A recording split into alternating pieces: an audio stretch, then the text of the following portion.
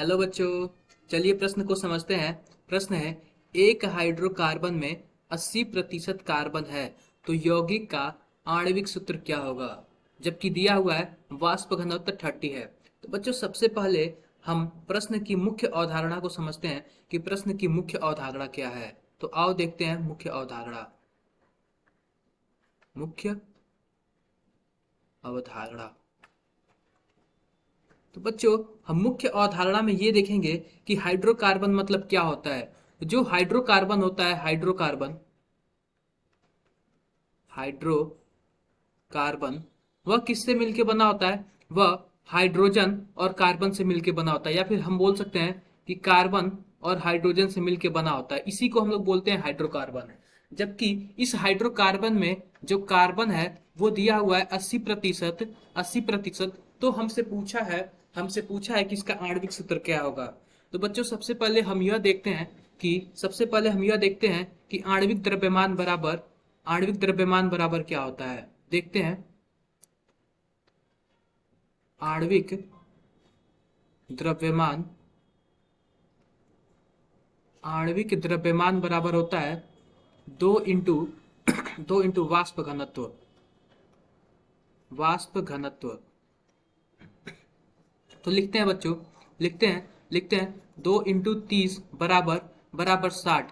यानी कि इस यौगिक का जो आणविक द्रव्यमान है वो 60 है। तो आओ बच्चों हम करते हैं तो हमारा जो हाइड्रोकार्बन है क्या है, वो कुछ इस प्रकार है, सी एक्स एच वाई। इसका इसका आणविक द्रव्यमान कितना है? अगर हम x में 12 से मल्टीप्लाई कर दें और y में 1 से मल्टीप्लाई कर दें तो हमारा आणविक द्रव्यमान आ जाएगा जो कि हमारा 60 के बराबर होगा। तो आओ फिर से देखते हैं 12x प्लस 1y बराबर क्या होगा? 60 होगा हमारा, 60 होगा।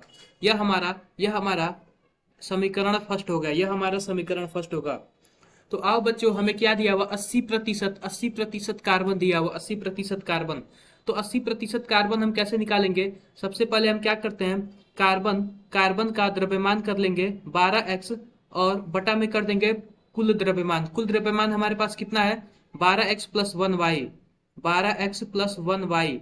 ये हमारा किसके बराबर है? 60 के बराबर। ये हमारा 80/100 हो जाएगा, 80/100 हो जाएगा, क्योंकि ये हमें कार्बन 80% दिया हुआ है, 80% दिया हुआ है। और जो हमारा 12x प्लस 1y है वो किसके बराबर होगा? वह 60 के बराबर होगा। तो बच्चों आओ हम इसको हल करते हैं। क्या होगा? 12x/60 बराबर 80/100। अगर हम इसको हल करते हैं तो हमें क्या मिलता है? 12x बराबर 48। तो हमारा x बराबर कितना मिलता है? x बराबर हमें 4 मिलता है। इस x को अगर हम समीकरण 2 मान ले तो समीकरण 1 और समीकरण 2 से हमें y बराबर क्या मिलता है? लिखते हैं फिर से।